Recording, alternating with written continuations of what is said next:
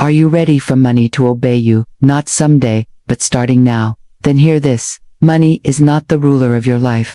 Lack is not the teacher of your soul. You have been told that more hours will solve it. That sacrifice will prove you worthy. That grinding harder will open the gates. But I tell you this truth, none of those things hold the real power. Your word does. Your voice has more to do with your wealth than any job description, degree, or plan. Because money does not answer to labor, it answers to law. And divine law is not moved by panic or by endless motion. It is moved by utterance, by decree, by the vibration of a soul standing in its own authority. You are not empty because of what you earn. You are empty because of what you speak. You keep declaring what you see, and so you keep seeing what you declare. Every complaint is a seed. Every fearful sentence is a blueprint. You think you are describing reality, but you are actually authoring it. And until you take the pen of your own tongue and write a new command, nothing changes. Before we speak the sentence that will command money to obey, you must understand this. Your mouth is not decoration, it is your royal scepter. Every syllable you release is either inviting wealth into your court or dismissing it from your gates. Think of a king standing in his palace. When he speaks, his words are not wishes. They are orders. They are the law of the land. In the realm of spirit, you hold that same authority. You were not placed here to serve appearances. You were placed here to command them. When you speak in alignment with divine law, invisible forces move into formation. Channels open. Provision shifts direction. Opportunities arrive as if they were waiting at the edge of your words. When you speak against law, those same forces close, constrict, and step back. Not out of punishment, but because law cannot be broken, it can only be obeyed. Most people do not know this. They believe their income is decided by their employer, their economy, or their education. They live as servants to what they see. They look at the numbers in the account, they recite them to themselves, and they call it being realistic. But, in truth, they are bowing to a false king. Appearances are not the ruler. Law is the ruler.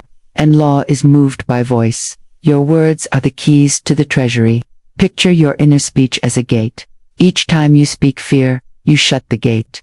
Each time you speak truth in law, you open it. Some gates have been rusted shut for years, not because heaven has refused your blessing, but because you have refused to speak it into alignment. So what is the alignment? It is when your voice and divine law walk together in the same rhythm. Florence Scovel Shinn called it the law of your word, the truth that what you decree in faith cannot be returned void.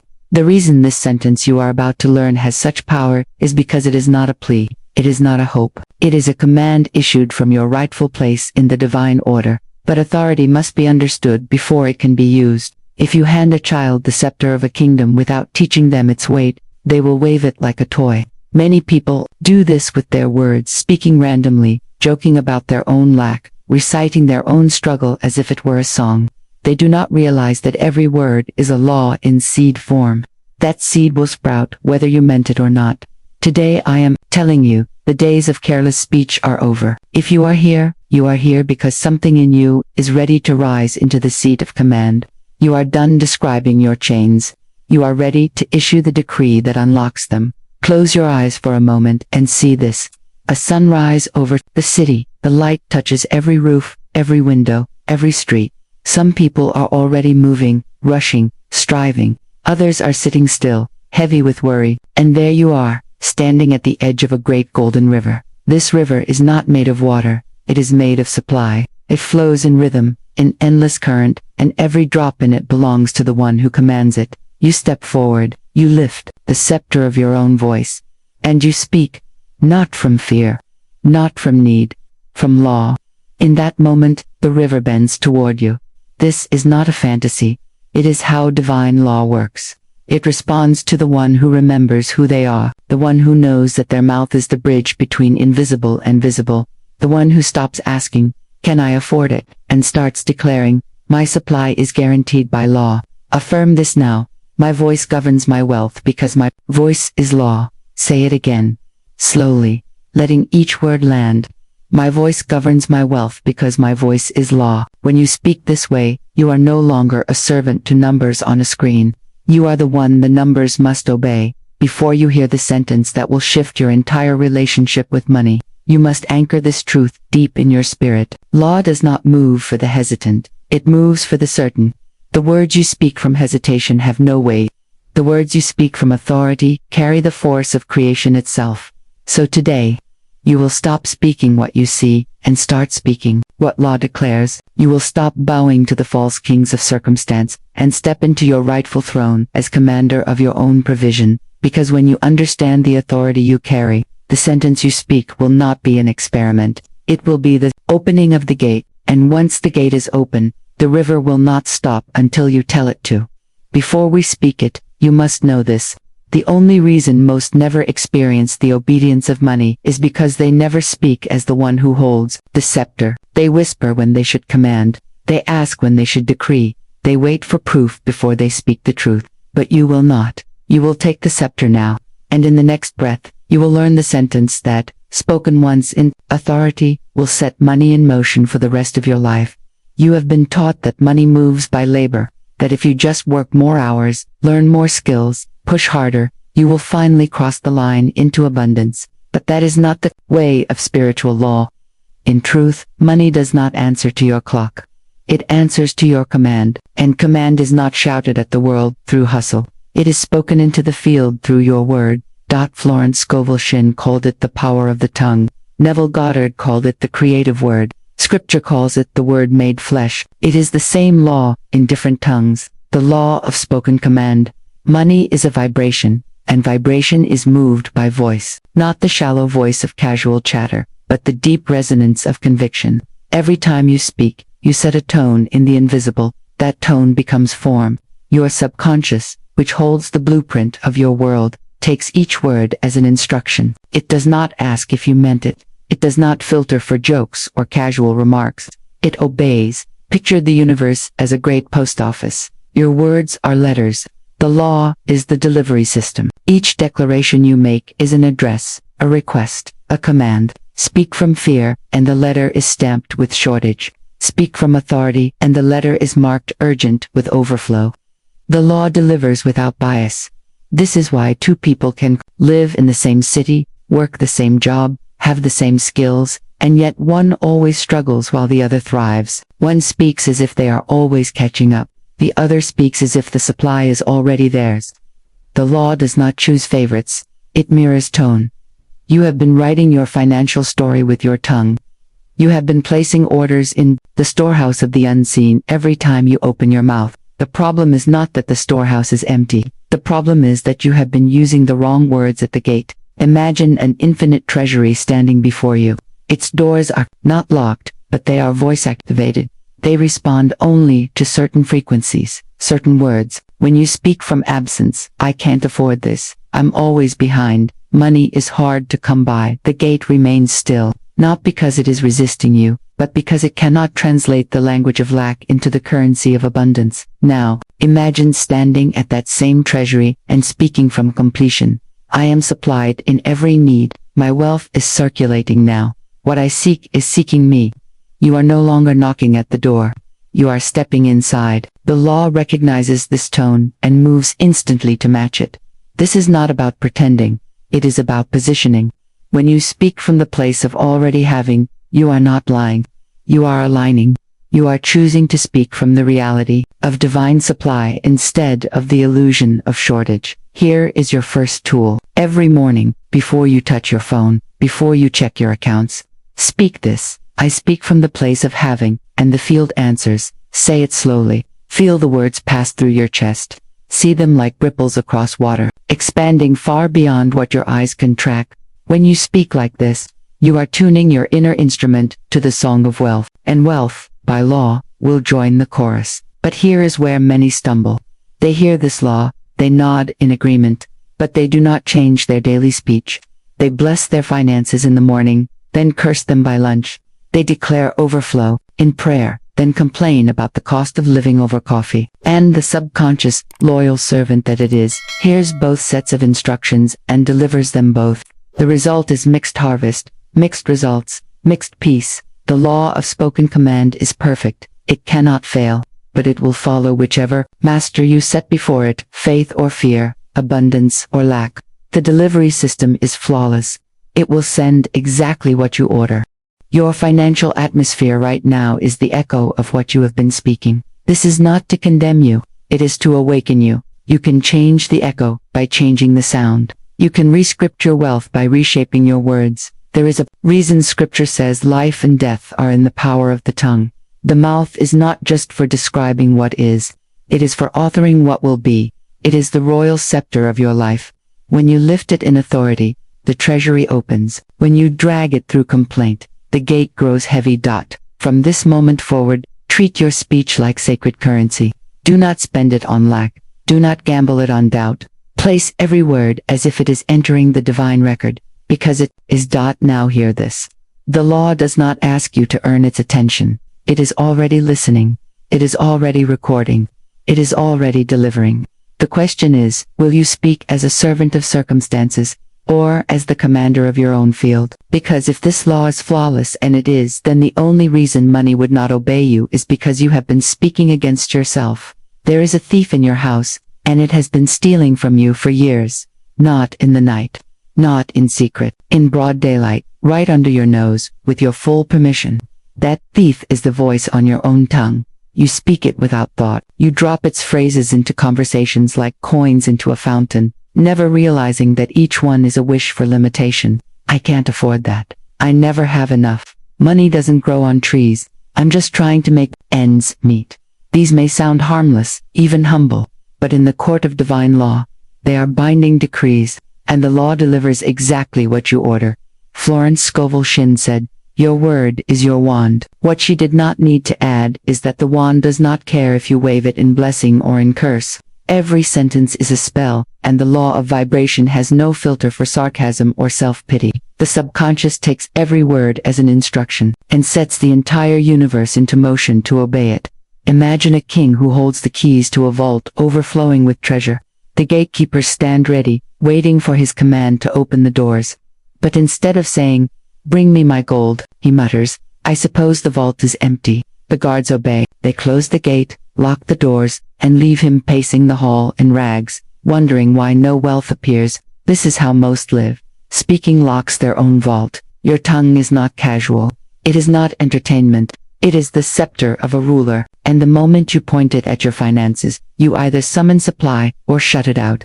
This is the silent saboteur, not the economy, not your employer, not your bank account. It is the rhythm of poverty that has been living in your mouth, often inherited from the voices you grew up hearing. Think back. What were the sentences you heard most about money? Were they declarations of abundance or warnings of scarcity? Did you hear, "We always have more than enough"? Or did you hear, "We can't afford it. Times are tough. Money's tight"? Words are seeds, and those seeds were planted in your soil long before you knew you could choose your own harvest. And here is the metaphysical consequence. The law of non-resistance says that whatever you push against, you invite to stay. Complaining about money is pushing against it. Worrying aloud about lack is clinging to it. Every sigh of "I'll never get ahead" is resistance in disguise, tying the rope tighter around your own flow. The river of supply cannot move freely into a heart and mouth full of resistance. So we begin with exposure, not judgment, not shame, exposure.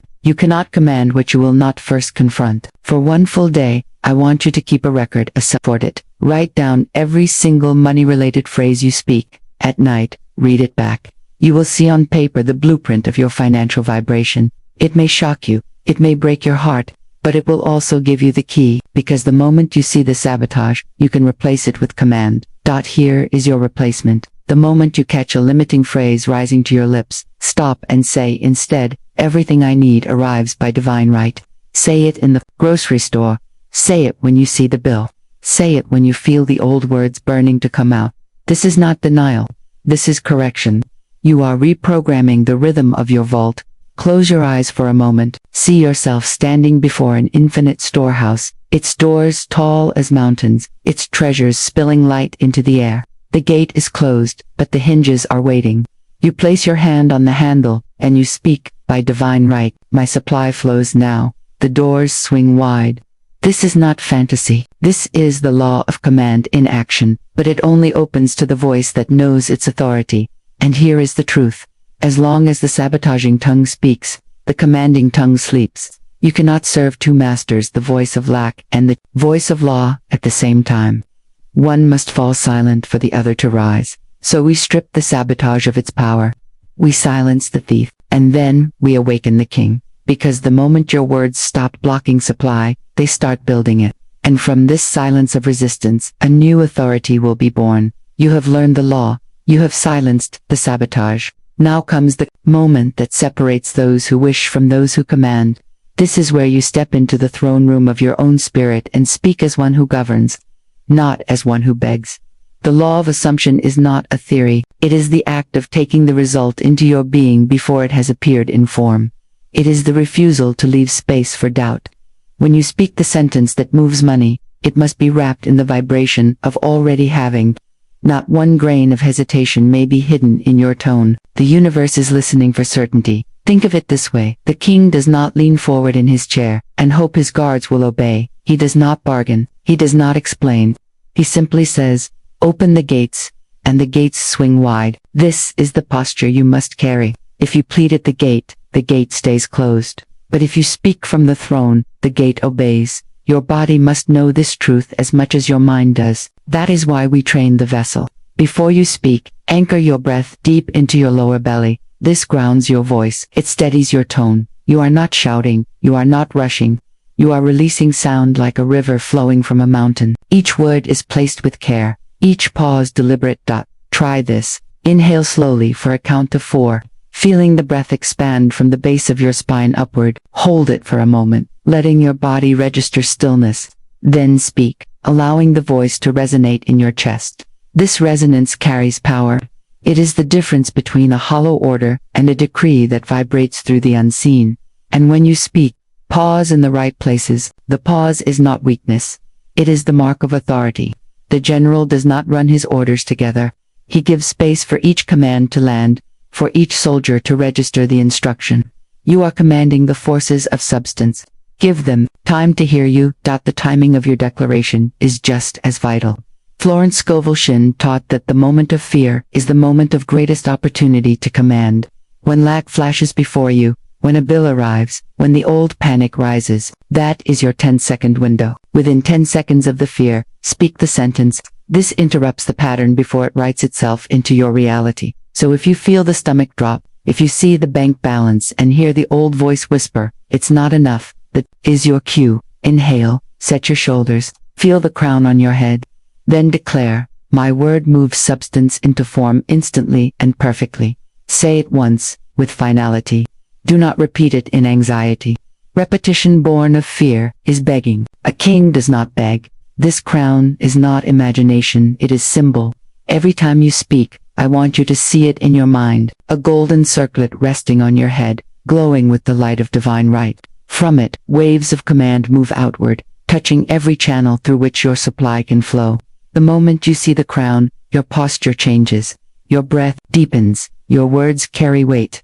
Do not be deceived by appearances in the moments after. The law works invisibly first. The soil does not reveal the roots the day after the seed is planted, but the seed is already alive. This is where the law of assumption demands your loyalty. Speak as if it is done, and refuse to inspect the soil every hour to see if it has sprouted.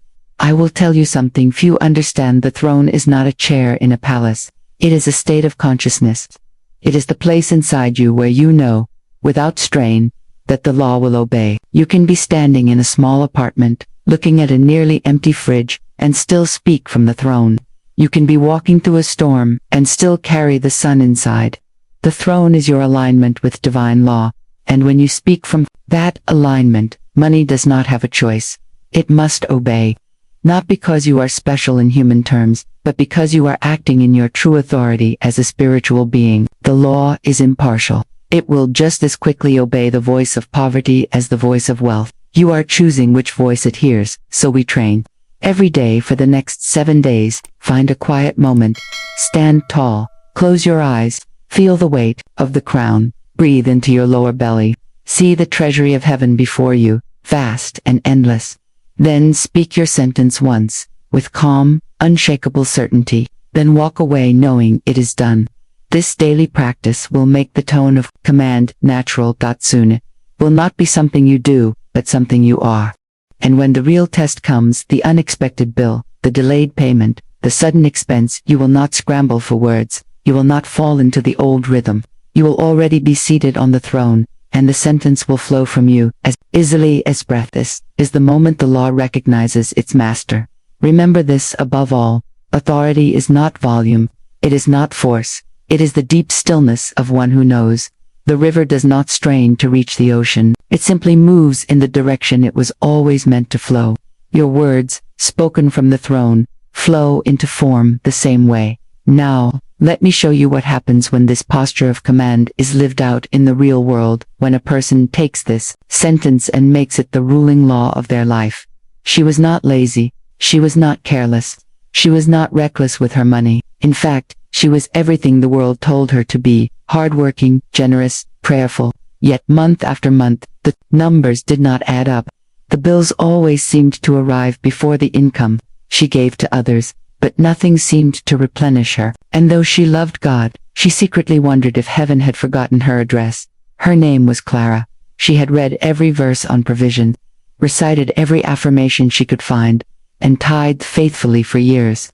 But there was something in her that still spoke lack. She didn't hear it at first. It was subtle, almost invisible. A quiet voice that sighed, "I hope it works out." A little phrase she repeated to herself when she checked her bank account: "It's not enough."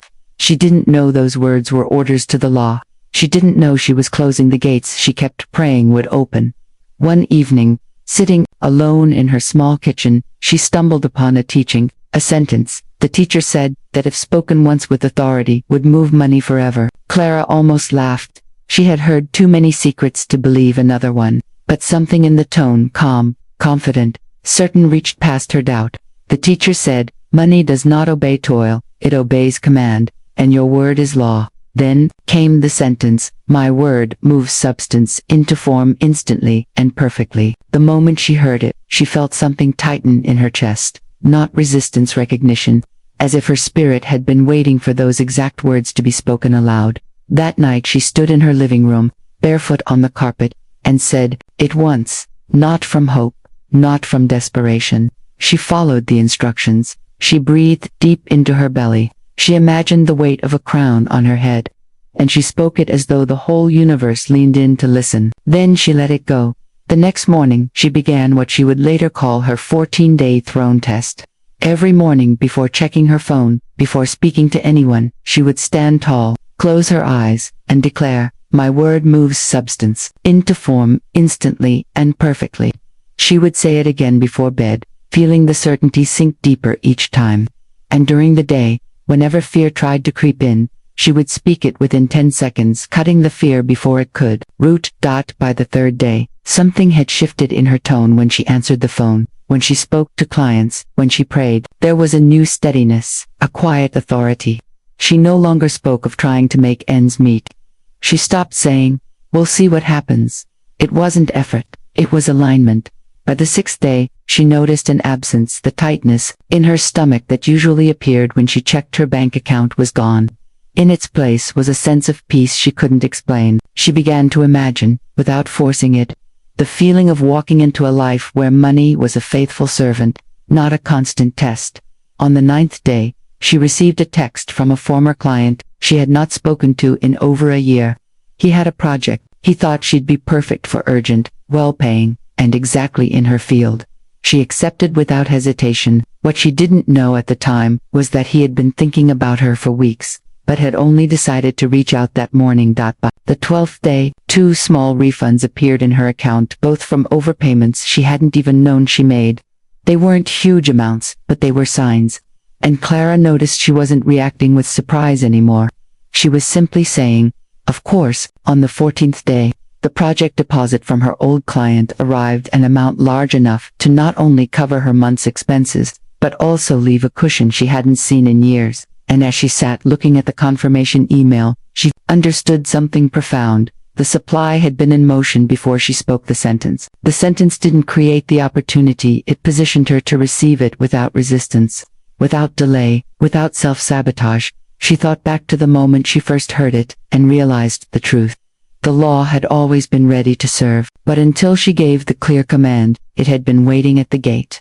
From that day on, Clara never returned to the language of lack. The sentence became a part of her, not something she reached for in crisis. She would speak it when things were going well, and when challenges came, never to convince the law, but to remind herself of her seat on the throne. And here is the moral of her story. You are not calling something from far away. You are not building a bridge to supply.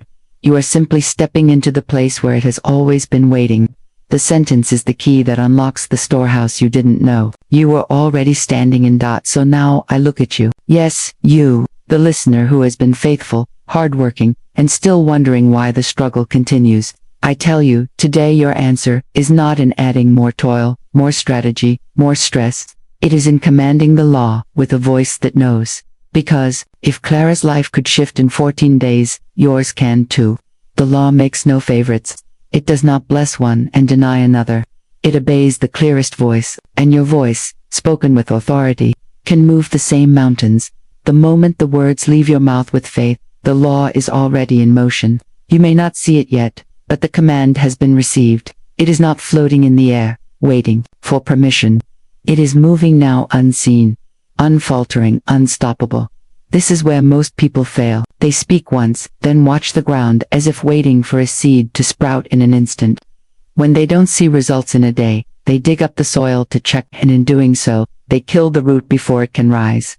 You are not here to watch the soil, you are here to command and trust. The farmer does not pace the field in worry. He plants and walks away, knowing the earth knows what to do. Divine law knows what to do. It cannot fail. This is where you must hold the posture of a commander, not a beggar, not a doubter. A commander speaks once, in certainty, and then acts, in alignment with that certainty.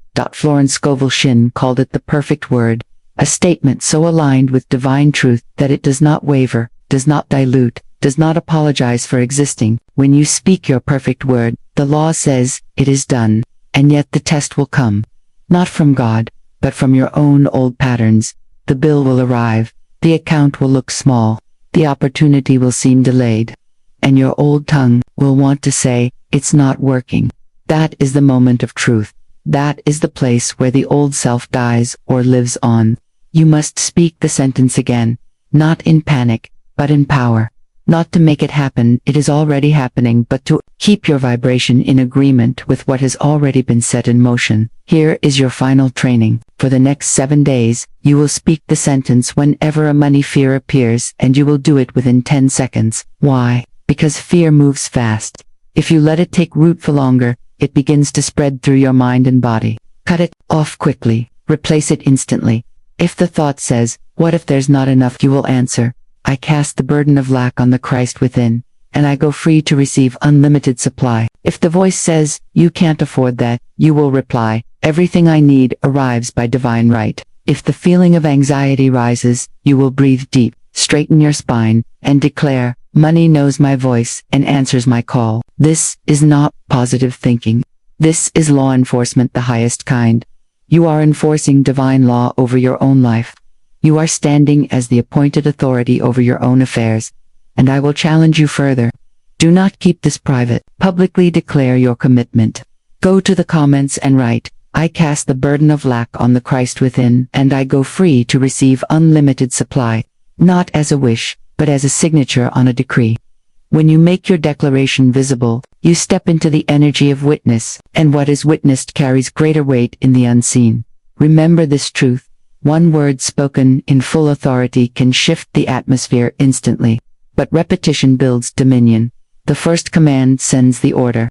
Every repetition strengthens the walls of belief so no doubt can break in. Say these with me now. My word is the end of struggle. Money knows my voice and answers my call. I am a commander of supply by divine law. Feel what happens as you speak them. Not in a rush, but with the gravity of a sovereign making law. These are not affirmations you hope will work. These are decrees. They are the language of one who knows. Close your eyes for a moment. See the rising sun over an endless ocean. The water glitters gold. That gold is moving toward you, wave after wave.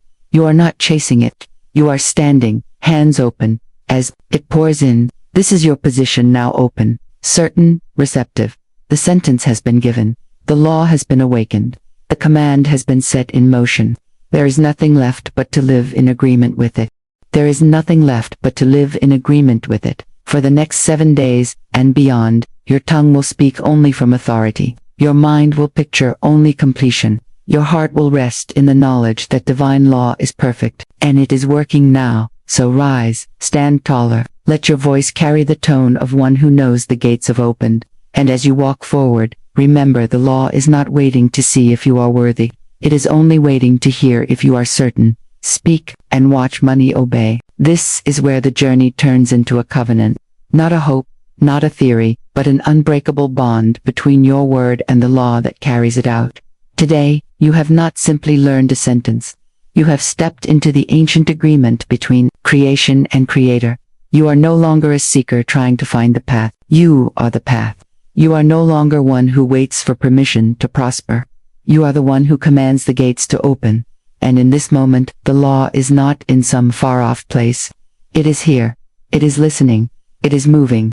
Every vibration of your voice has already gone into the fabric of the unseen, threading itself into form. This is the holy work. Florence Scovel Shinn taught that the spoken word, charged with belief, is the bridge between the invisible and the visible, that the power of the tongue is not poetic suggestion, but spiritual mechanics, that heaven moves on command, not complaint. So I will ask you now, not gently, but directly, will you speak like a servant, or will you speak like a sovereign? Because the covenant is not passive, it is alive. It breathes in every choice you make from here forward. When the thought comes to doubt, you will remember the covenant is sealed. When the appearance says lack, you will remember the covenant is sealed. When the old habits want to rise, you will lift your head, breathe deeply, and speak the sentence that aligns heaven and earth in your favor. Say it with me now. Slowly, as one who signs a royal decree. I cast the burden of lack on the Christ within, and I go free to receive unlimited supply. Feel the weight of those words in your chest. They are not floating ideas. They are the ink of divine law writing across the scroll of your life. Understand this. The law does not expire. It does not fade. The only thing that changes is whether you stand in agreement with it. And for these next days, weeks, years, your agreement will be unwavering. This is not about chasing miracles. It is about living in the atmosphere where miracles are the natural state.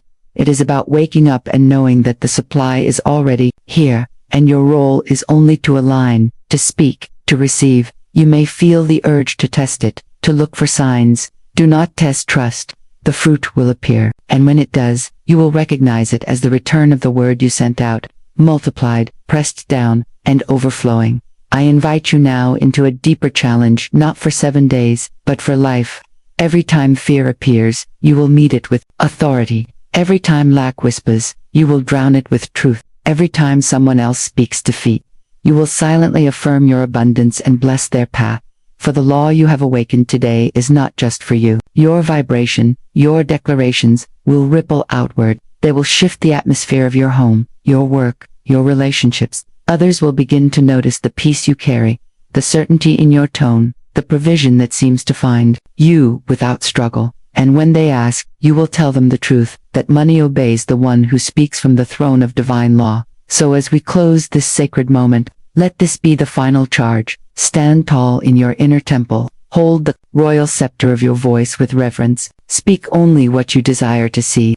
And never again utter words that contradict your covenant, because today you have not only learned the law, you have become the law in action. You have stepped into the role of commander, builder, and receiver, all at once. Let your life from this day forward be the demonstration. Let the blessings that follow be your silent testimony. Let the abundance that arrives be your proof, not to convince the doubters, but to honor the law that has been faithful from the beginning. The covenant is sealed. The gates are open. The supply is flowing. And as surely as the sun will rise tomorrow, money will obey your voice forever. Now go, speak, and watch heaven answer.